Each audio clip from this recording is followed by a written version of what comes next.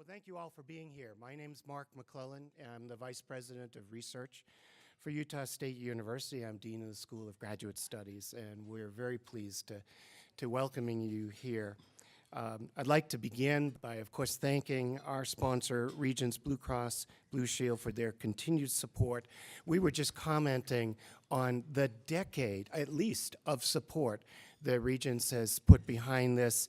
Let me start and tell you a little bit about what's happening, because Sunrise is our showcase for connecting to our citizens.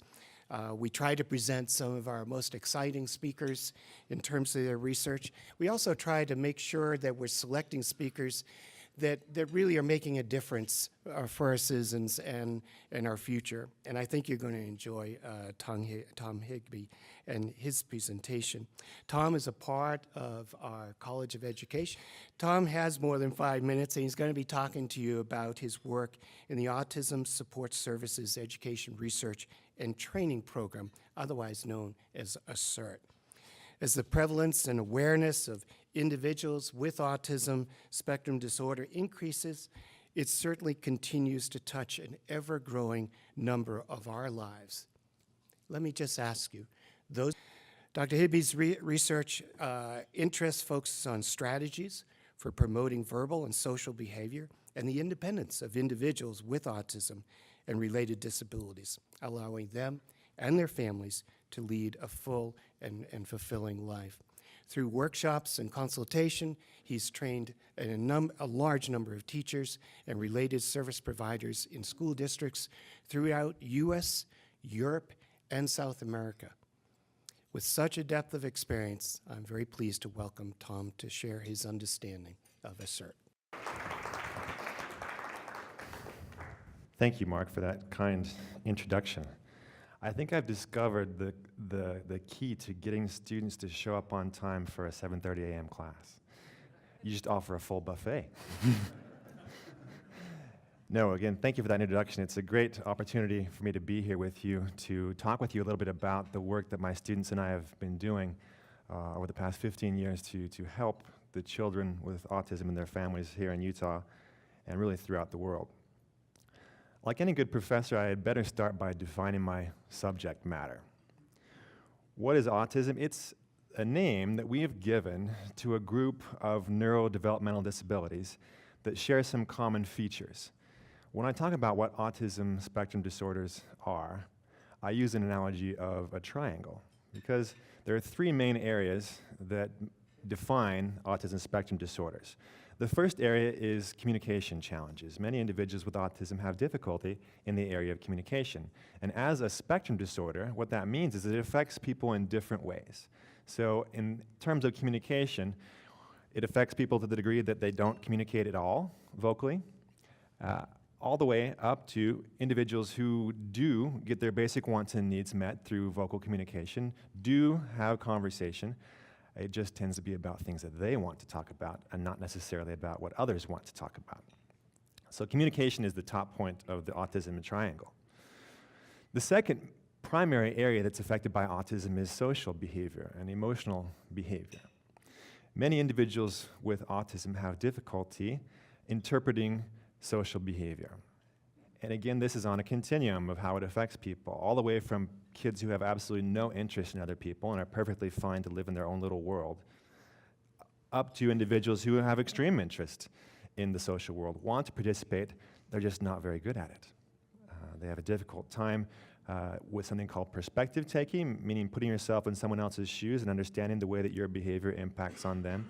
They have a difficult time reading subtle and even sometimes not so subtle nonverbal behaviors. It makes them appear to be kind of selfish sometimes because their social thinking is much more concrete and black and white, transactional instead of relational. So social behavior is another big area of challenge for individuals on the autism spectrum. And the third point of our triangle is problem behavior. Many individuals with autism have restricted interests. They tend to be interested in only a few things. Many of them engage in repetitive behaviors that might be repetitive motor behaviors all the way up from hand flapping or body rocking to watching that same Disney movie a million times in a row, to talking about Paw Patrol until they go blue in the face, all the way up to even more extreme forms of behavior that can sometimes even be aggressive towards other people or self-injurious. I hurt myself. The reason I use the analogy of the triangle is because these things are all related to one another. It's very difficult to participate actively in the social world if you don't have good language skills. But by the same token, if you don't have if you don't understand the social world, even if you have language, you're not going to be able to communicate very effectively if you don't understand the way that your behavior affects the behavior of others. And also, if I don't have good language skills to get my basic wants and needs met, and I don't understand the way the social world works, I will figure out ways to get what I want and what I need. I will figure out ways to get access to the things I want and escape from the situations that I don't want. And in many cases, that takes the form of problem behavior. Okay? I don't want to be with you in Walmart. I don't want to be sitting here in church. Okay? I learned that if I scream or throw myself at the ground, you take me out. And so my problem behavior becomes my communication. Okay? While we know that autism autism spectrum disorders is a set of neurodevelopmental disabilities. We know that it has something to do with brain neurology. We actually don't know exactly where to locate it. There's evidence for its heritability, that we know there's a genetic component, but many different genes have been implicated. In reality, it's probably a group of different disorders that might have different biomedical causes and pathways that we've given this singular label to because it manifests itself in the same way.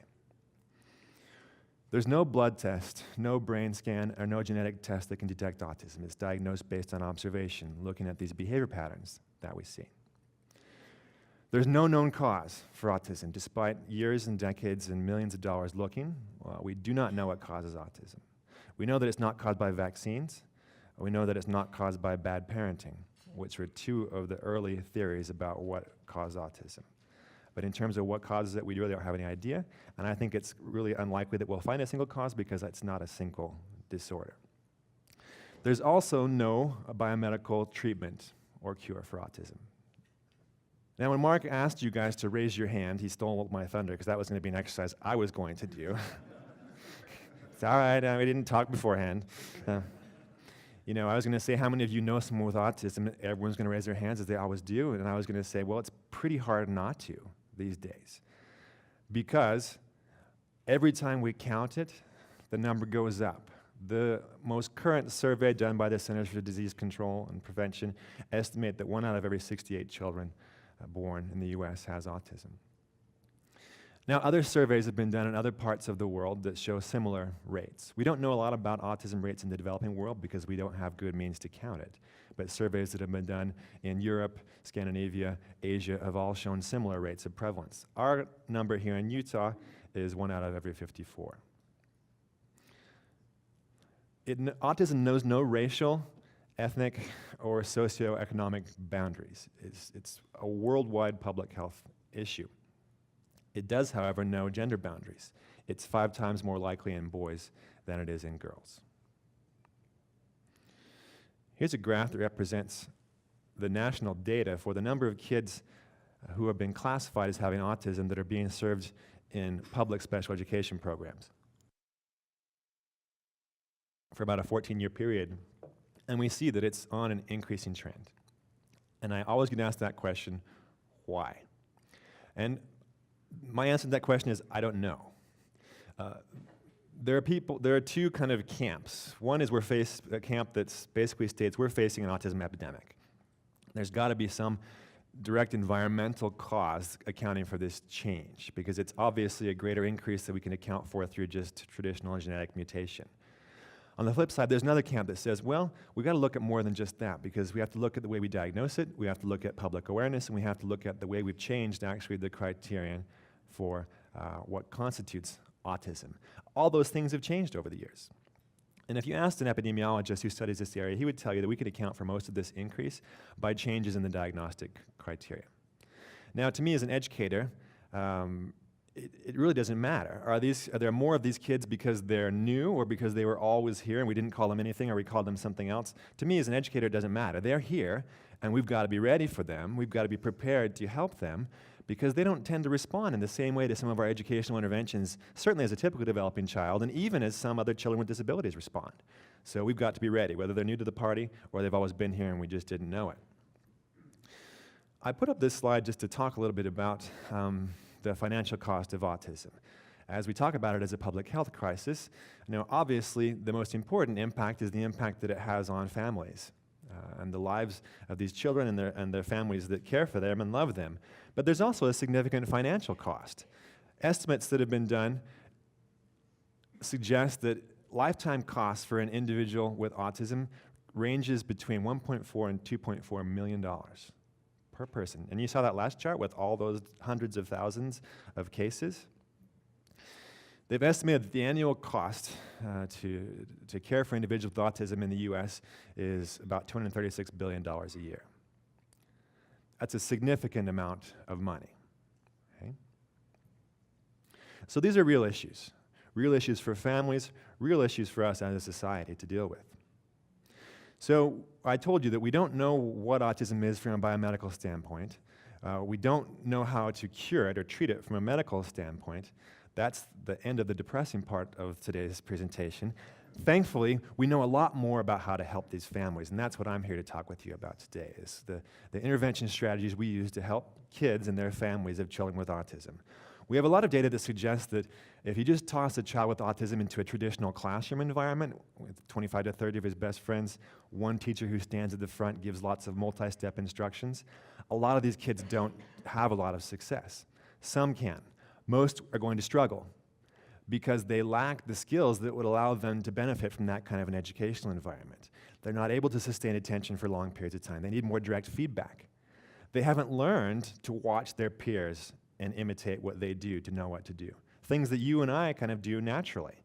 They didn't acquire those skills through typical development. Now, 40 years ago, that led people to say, these kids can't learn. They can't be taught. Let's just ship them off to institutions and let them live out their lives. That's not true. It's not that these kids can't learn. They learn differently, okay?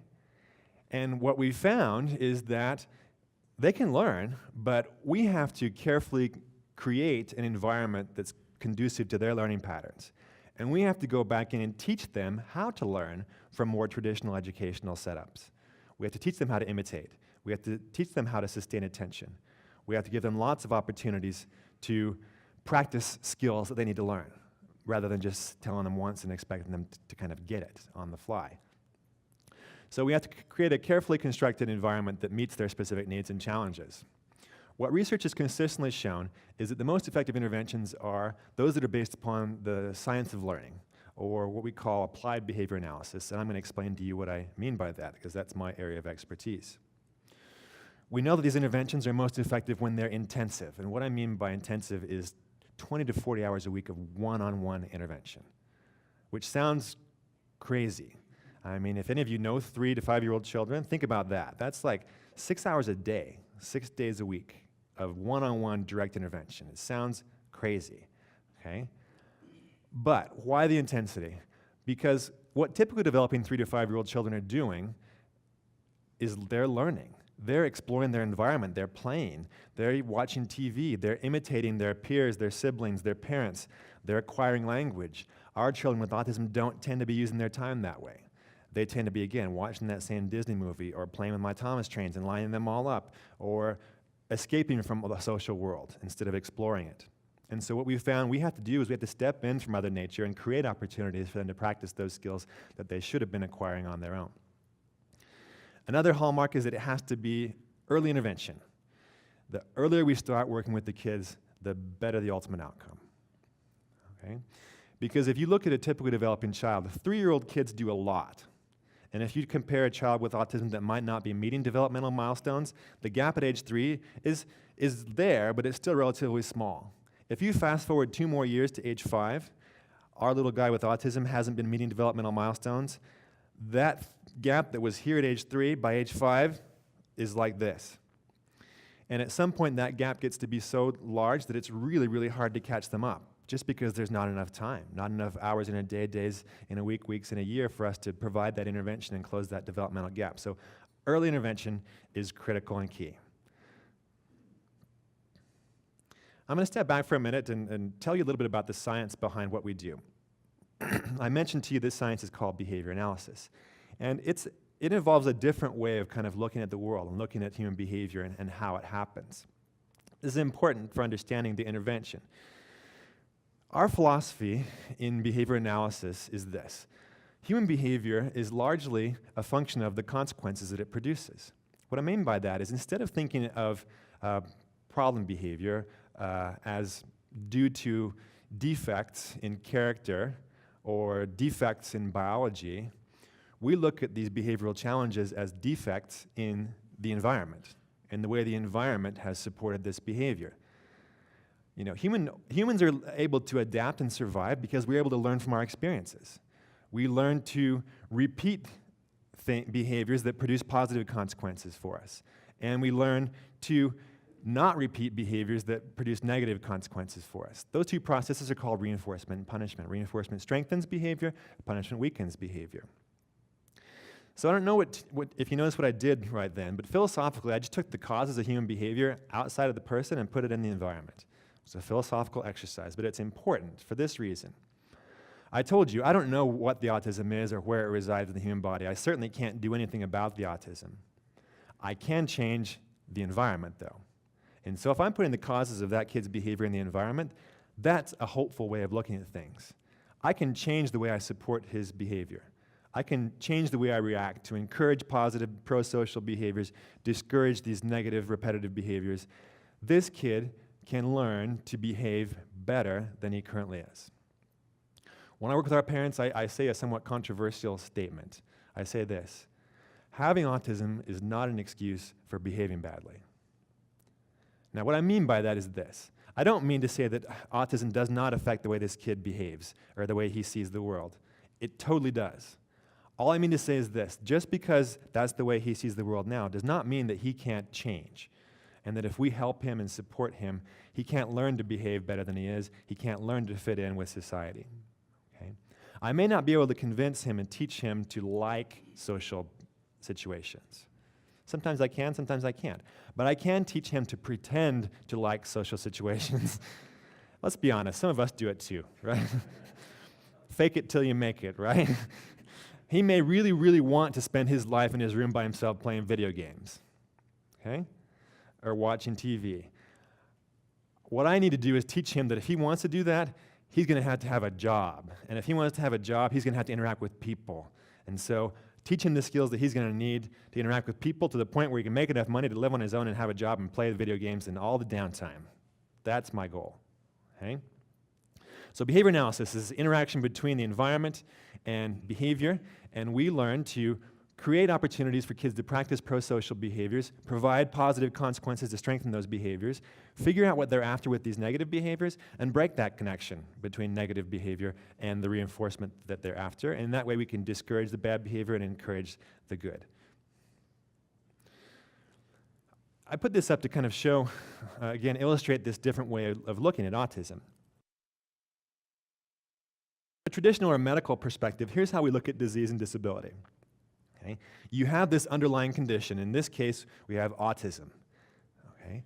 That because the individual has autism, he has these behavioral characteristics or symptoms. So because he has autism, he doesn't talk, he doesn't like social stuff, he's not playing, and he engages in a lot of weird repetitive behavior.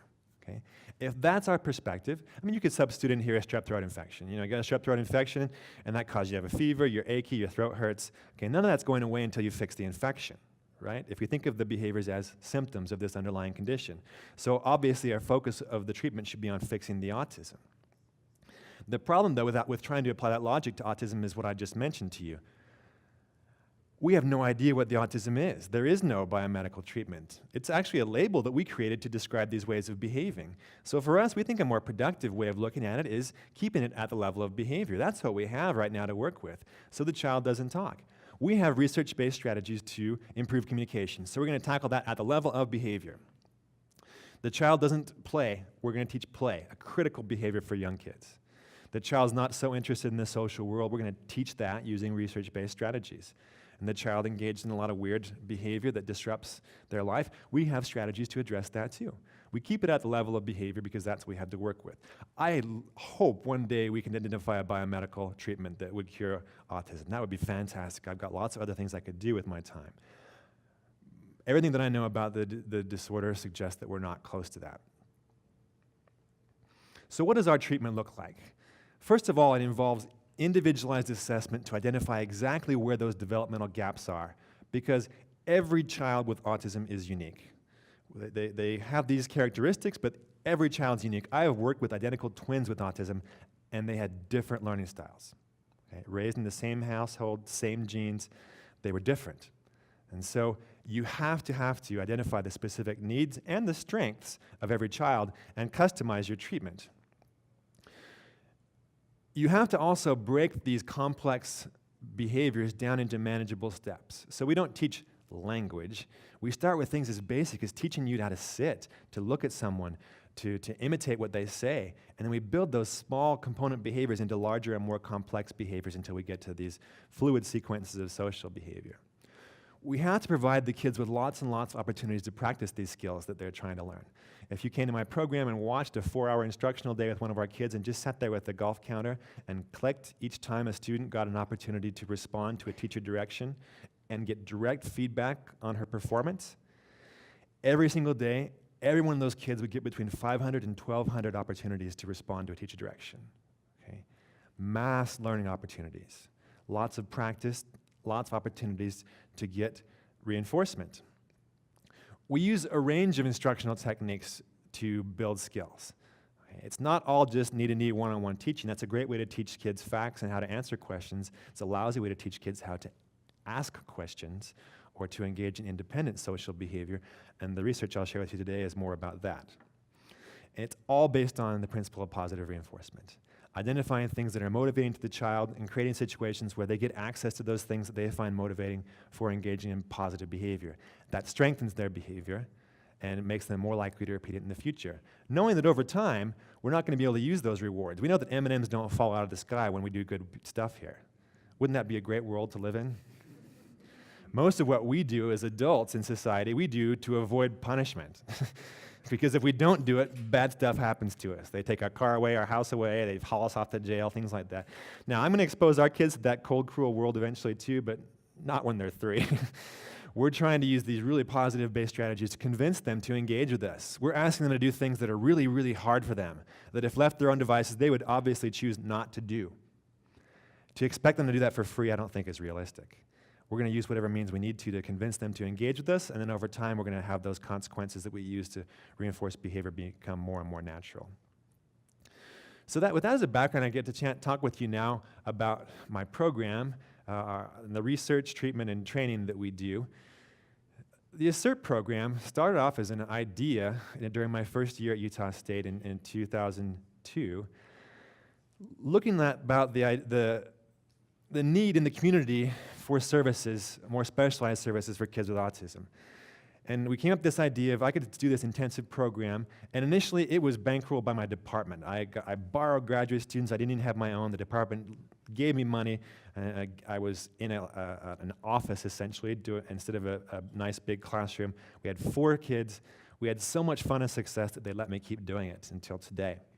With the help from many individuals in our state legislature and local individuals at our university and the CPD, we were able to eventually get some longer-term support from the State Office of Education to fund our training program, and we were able to expand to 8 students in 2007. 2 years ago, we were able to get some additional support from the state, and we were able to expand to our current size, which is we have 15 students that we serve in the program, and I'll be talking with you more about this in a little bit. As Mark alluded to, we have 3 missions at ASSERT, and that's what our acronym is made up of: Autism Support Services, Education, Research, and Training. We do research to impact the maximum number of kids we possibly can. We don't do research on the causes of autism, we do research on different strategies to help these kids.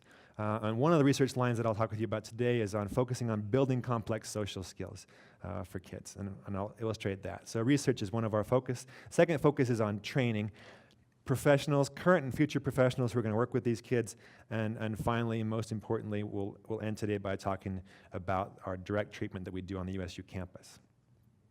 What makes ASSERT unique as a research, training, and teaching program, and really it's this combination of providing training and support to current and future special education professionals, At the same time, we're conducting research to influence professionals worldwide. So we're providing a direct impact on a few families in the local Cache Valley area, but our impact is actually much broader through the training exercises we do and through the research.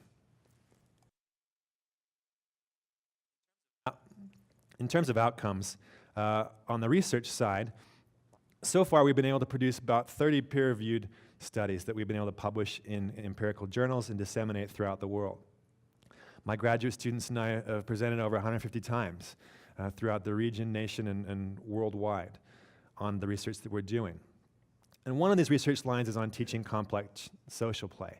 One thing we've learned about kids with autism is in many cases, they actually respond better to visual cues than they do to verbal instructions. Okay?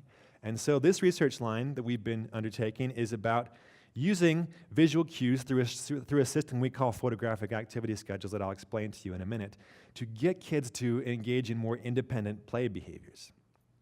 A lot of the kids that participate in our intervention learn how to follow directions pretty well.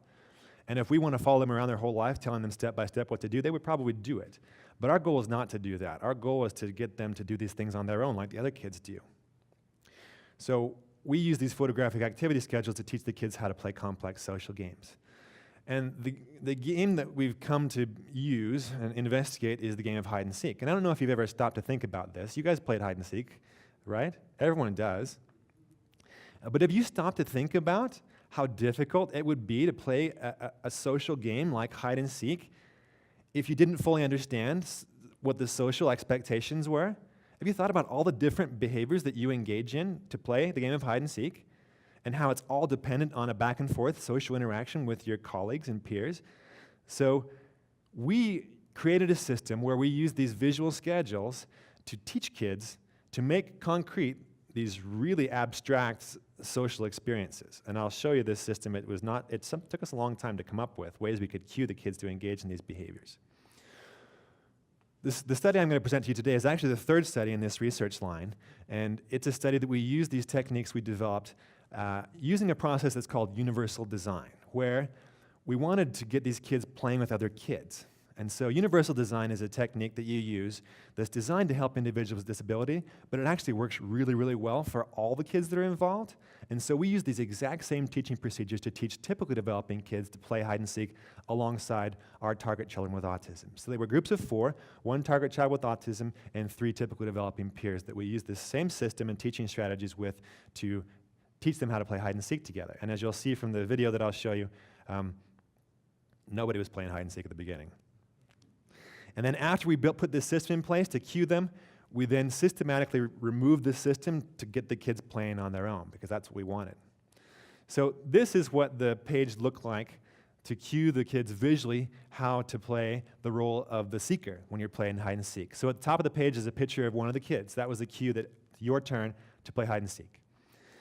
Then there's a script. It says, my turn. We taught the kids to read these scripts. So they'd say, my turn. That was the cue that, okay, I'm seeking, you guys got to go hide. Give a clue, go hide, and then there's a series of numbered circles that the kids could touch and use to prompt themselves to count to 20 while the other kids hid. Give the cue, ready or not, here I come, to inform the kids that they were on their way. On the back side of the page, they would tear off this is called the seeker strip, and what they have here is the picture of the 3 kids who were hiding, and then pictures of 7 locations in the classroom where those kids might be hiding. We trained the kids to go through and seek and check on each of these pages. If they went to a spot and they found one of the kids there, they would move their picture over to that location to indicate that that kid was found, that location had been searched. If they went to a spot and they didn't find a child, move a frowny face over. That means, I already searched there. I don't need to go back. Okay? And every teaching session, the order of those locations was changed. So we didn't train the kids to just cycle through these different locations. They learned to follow the pictures. We were trying to teach this general behavior of hiding and seeking. And this was the hider page. If it wasn't your turn to seek, it meant you're going to hide. So you ran over here, you chose one of the locations, you tore out the picture, and you went there, and you stayed until you were found. And then there's a script here on the bottom that gives you something to say when they find you. Okay? And those changed every day, too, to teach the kids different things that they could say. So this first clip you're going to see is, we call it baseline. This is before we started teaching, and so you'll see a brief clip of the children. We'll give them the instruction to play hide and seek, then we just back off and see what happens. Today we're going to play hide and seek. One of you can be the seeker, the other one's going to be the hider. I'm the seeker first. Okay, you play. Can you go and get me? This little girl in the sweater is our target child with autism. Yeah, she has a cut. Ow!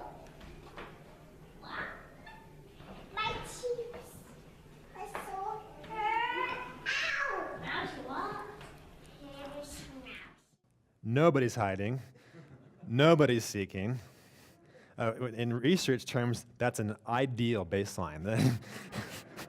They clearly can't do the thing that we want them to do. So in this next clip, you'll see kind of a snapshot of our teaching procedures. How we teach the kids to follow these schedules is actually through a system of, it's called physical prompting. So we'll stand behind the child, and we'll just guide them to do these behaviors. We don't use verbal instructions because that inserts us into the sequence. Here you'll see some verbal instructions given to get the kids to repeat those verbal statements they're supposed to make, but during the transitions, moving around, there's no talking, we're just guiding them. And then over time, we'll gradually back off that support and the kids keep doing it. So you'll see that this teaching session, it's pretty intensive. And you'll see a lot of adults in the room because there was an adult for every child. Actually, there are probably two, one filming and so we could take data, and one doing the physical guiding. We use the exact same procedures with the TIPU developing children too, that we use for our target child. It's time to play hide and seek. Let's play.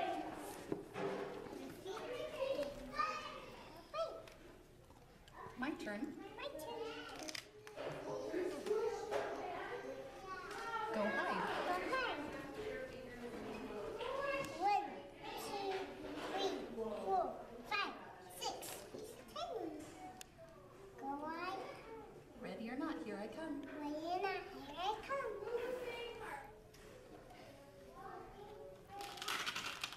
So this is an early teaching session, so she's needing a lot of support to complete these activities. Nobody there. Move the frowny face.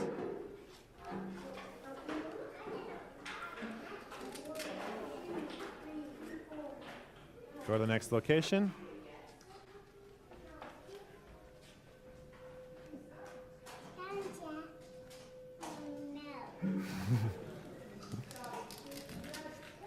She moves your picture over. Okay, now it's her turn to go and hide. She tries to follow somebody else. Nope. You gotta tear off a picture.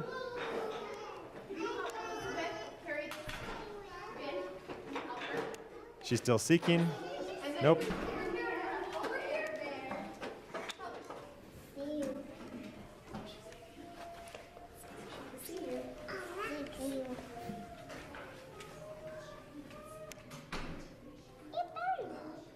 Dang it.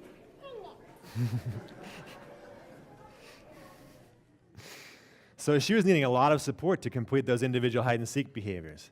In this next clip, what we'll see is her responding after she's learned all those behaviors. We've faded all of our support back, and actually we were able to remove all of those different visual supports. We did it one at a time over the course of several days.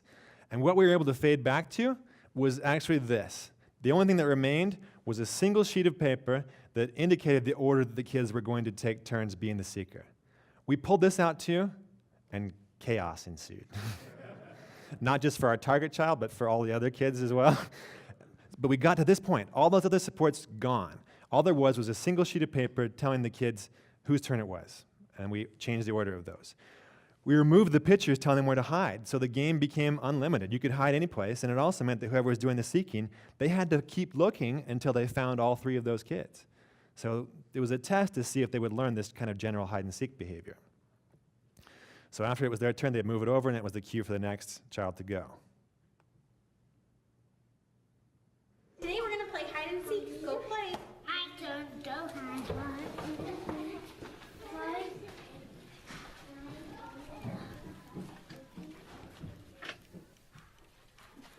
Found you. My turn. Go hide. 1, 2, 3, 4, 5, 6, 7, 8, 9, 10, 11,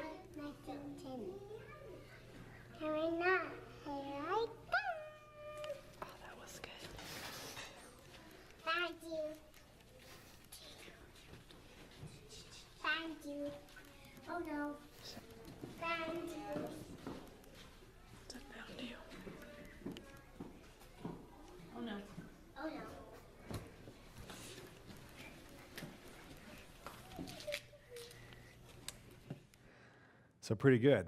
Pretty big change from the beginning to the end. The audience always likes the video, but for me, there's nothing more beautiful than the data. So this represents the kind of the percentage of those correct hide and seek behaviors, and you see this first phase is our baseline that I showed you from that first clip. Nothing. Sadie wasn't hiding and wasn't seeking. We just threw the schedule out there to see if just the pictures alone would be able to do it. No. We started the teaching and the prompting, and you see within about 7 sessions, she was able to learn how to play hide and seek. We pulled the schedule out. That's what that next little narrow phase is, and her responding dropped off. So we started that process of fading the schedule. That's where you gradually remove all those supports. That's what the numbers represent, pulling out one of those pieces of visual supports, and we were able to get it back to that single page. Other cool thing we were able to do is we tested this out during one session before we started teaching outside in an open playground area where there was never any teaching. And then we tested that afterwards, and the kids played hide and seek, even though they had no history of any prompting or teaching in that area. So they had learned those general behaviors of hiding and seeking. These are the data, the dark squares here are the data for the peers in Sadie's group. And the open squares are Sadie's data that we just saw on that last slide. The cool thing here is that the peers follow the exact same learning pattern as our target child with autism, showing that our intervention as a universal design intervention was effective not just for our target child with autism, but it worked really, really well for the other kids too. They all learned to play hide and seek together, which we thought was a very positive outcome. So this is one of our exciting lines of research. If I had 3 hours, I would tell you about some of the others, but they told me I only have 25 minutes, and I'm probably going to go over that. So, second major part of our mission is training. Actually, we spend a large portion of our time doing this.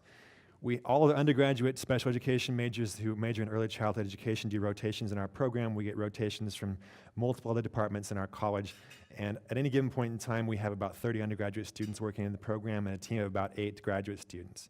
So far, we trained over 130 Utah teachers. Hundreds of kids are impacted by these professionals that are trained in the program. Over 20 graduate students and over 300 undergraduate students have received training in the program. We have, as was mentioned, we have replication sites where we've built programs like the ASSERT model classroom in Brazil, Portugal, and Russia. I actually have a group of about 20 Russians coming to visit and spend a couple weeks of training with us next month. These are all the counties that we've done direct training and supervision, and we have more that are in the planning phases. Most importantly, however, is the work that we do directly impacting on families of children with autism through our Model USU training classroom. These individuals, these 15 families at a time, these students get 20 hours a week of individualized intervention. We also do in-home training and support to the parents who are involved in the program. We've served over 80 families since we opened our doors in 2003. I just want to present to you one quick case study illustrating some of the outcomes that we've produced. This is Sam. Sam was diagnosed with autism just before his 3rd birthday. He had no functional language. He avoided social contact. After some early intervention in the home, he participated in the ASSERT program with us for 2 years of intensive intervention.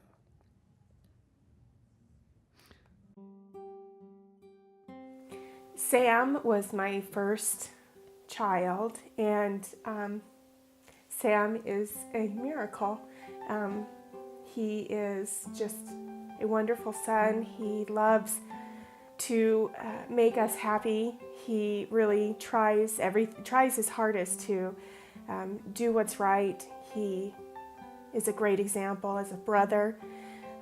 He is very smart, and it's just exceeded all of my expectations of having a child. We got him diagnosed. He was diagnosed at 3 years old. So when he was in the Up to 3 program, we weren't really sure what was the matter, but he had started to speak and then stop, and had a lot of problems with sensory and different things like that. So this clip here is a clip of Sam at his intake assessment before he started intervention. Sam, come here. Say. He didn't respond to directions. He wasn't using language. He was more interested in the texture of the cinder block on the wall than he was the person that was sitting across from him. And so he entered ASSERT, and we began 2 years of intensive intervention. Now this is Sam after 1 year of intensive intervention at ASSERT based on applied behavior analysis. Say shoe. Shoe. Say cat. Cat. Say dog. Dog. Say banana. Banana. Say mommy. Mommy. Say daddy. Daddy. Guess what? You done? I done? You're all done.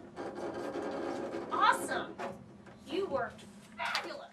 So in 1 year, he's learned to follow directions. His language is starting to emerge. It's not typical. Wouldn't be comparable to a typical developing 4-year-old, but he's made dramatic progress. Now there's a clip of him after 2 years, just before he exited the program. Who has one tooth?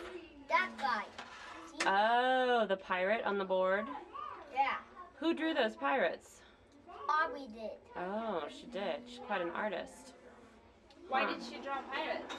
Because she's a great artist. Because you worked hard for them. Because I work hard for her. That's right. You did. After 2 years, he was engaging in much more back and forth conversation. He actually made such dramatic progress that he was able to enter a typical regular education kindergarten classroom without additional supports. We had an opportunity to catch up with Sam and his family last year. My name's Sam Briner. I am 14 years old and I'm in 9th grade, going to Central Davis Junior High. I am in the Honor Society. I have a 3.9 GPA. I feel like I'm doing great in every class I'm taking. Sam's been very successful in his life, and that was the start. I really believe if we didn't get the early intervention with the ASSERT program, that he wouldn't be where he's at today.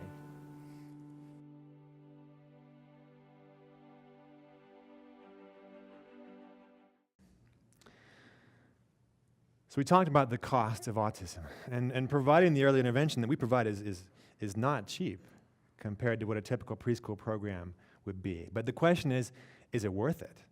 You know, is early intervention worth it? If you ask Sam's family, they would say yes. Some subset of the kids will have like an outcome like Sam, which is obviously optimal.